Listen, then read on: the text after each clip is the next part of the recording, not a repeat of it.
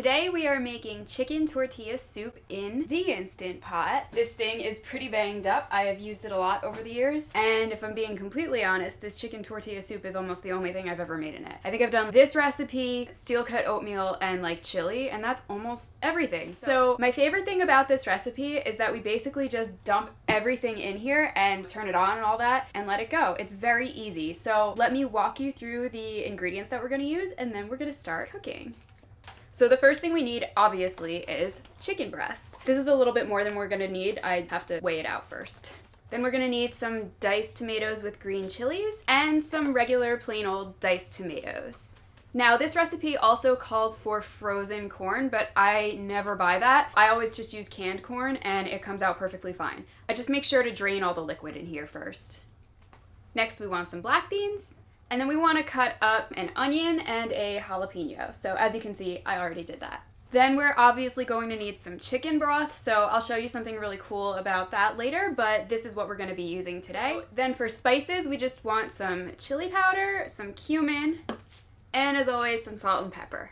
And the recipe is almost as simple as that. We're basically gonna open up all of these cans and dump them in the Instant Pot. So as you can see, we are starting out with my Instant Pot not even plugged in. I just like to do that to make sure I don't accidentally turn it on or start cooking or anything. Okay, so the first thing I'm gonna add to the pot is my chicken breast. This is a perfect example of why I wish the Instant Pot and Crock Pot and pretty much everybody who manufactures cooking devices like this would build in a scale so that as you're adding the ingredients, you can see how much weight you're putting into the pot. If you're watching this and you're some sort of designer or engineer or like the president of Instant Pot or Crock Pot or whatever, feel free to run with that idea. And all I want in exchange is like 50% of the revenue and a free one. So we use about 3 chicken breasts, Okay, so next we're gonna add the diced tomatoes with green chilies.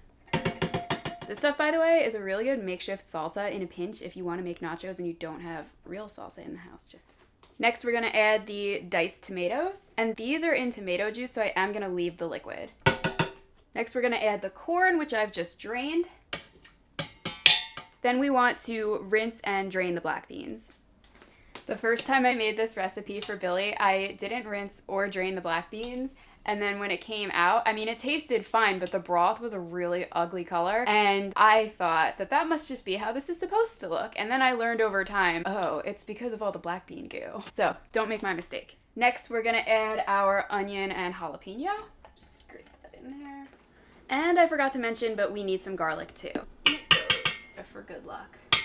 So now we're supposed to add the broth, and here's the fun part. So although the recipe says to add the broth as an ingredient, that would mean like you have to make the broth or have the broth and put it in there. I'm just gonna put the powder and the water in together. This is how I always do it, and it works every time. It will turn into broth on its own. You don't have to worry about it not being mixed up enough. The fact that it gets pressurized takes care of that. It's never like not distributed evenly. No one would even know the difference. So if you're making this and you don't have already mixed together chicken broth or vegetable broth or whatever, don't feel like you have to waste the time making the broth ahead of time. Just pour the water and the seasoning in and no one's gonna know.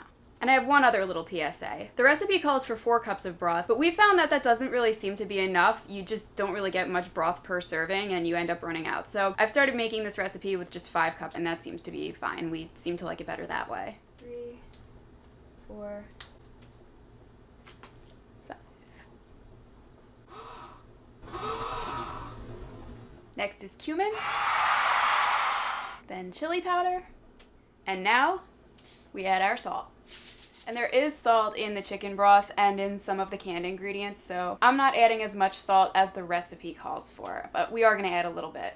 And lastly, a little bit of black pepper.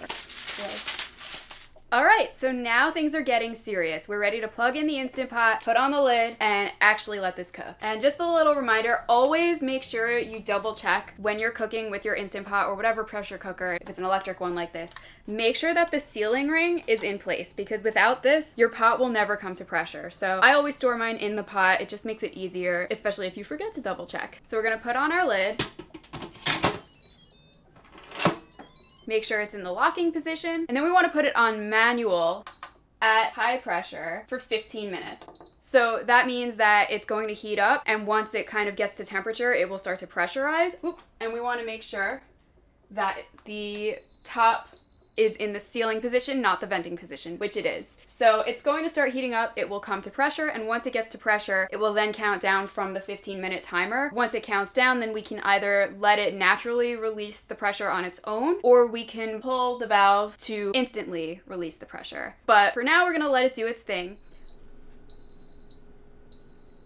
It's pretty aggressive. As you just heard, the Instant Pot is officially done. It is now on the keep warm function, and it will count up now to let us know how long it's been on the keep warm function. So it has not released the pressure yet, it just finished cooking. For this recipe, we do a quick release, so that just means that we're gonna pull the valve and let all the steam out. So I am going to grab a kitchen utensil because it is pretty hot, and I'm gonna grab a towel so that the steam doesn't get all over the kitchen, and I'll show you guys what that looks like. All right, somehow I'm out of clean kitchen towels, which is weird. I'm gonna use this little like cheapo pot holder. It's too thin to even do anything, so we don't even use it, but I'm gonna just try to use this to soak up some of that steam. And I'm using this bamboo spoon just to pull the valve back. Here we go. So if you've never used a pressure cooker before, you know it's done when the pin in the back drops, and you'll hear. So a lot of people like to do that with the lid. I almost never do. I think this is the first time I've ever done it. Our chicken should be cooked now, and it should be cooked to the point where it will easily shred apart. I'm shutting off the keep warm function because this is very hot, and we're gonna be eating it soon, but it's honestly like too hot to eat at this point. And this chicken is so tender that it's actually really hard to pull it up because it's just falling apart. But that's what we want. We want it to be cooked thoroughly, obviously, and we want it to be shredding, and that's exactly what we got. I'm just taking my 2 forks, and I barely have to use any pressure, and it just falls right apart. So we're just gonna rip this all up. All right, so we're adding the chicken back to the soup. So as for toppings and plating and all that, Billy and I like to use a little bit of avocado, and sometimes we'll do a little bit of like shredded Mexican cheese. You could also do sour cream, or if you prefer, I guess Greek yogurt is popular too. You could squeeze a little bit of fresh lime juice, and you can top it off with a little bit of fresh cilantro too if you have that. I don't think we have cilantro today. I think we're probably just gonna stick with avocado, maybe a little bit of shredded cheese. So I'm gonna chop this up, and then we'll do a quick tasting. Okay, so we're back, and Billy reminded me, duh, that we have to have some kind of tortilla in here. So we used, ooh, I'm spilling. I almost spilled. We broke up a tostada, which we have left over from the Crunchwrap video. If you haven't seen that, you need to. And this is really hot, and this is not ideal eating this standing up in the kitchen. So, cheers. Oh, you have a nice soup spoon. Yeah. We'll do an air cheers. Yeah.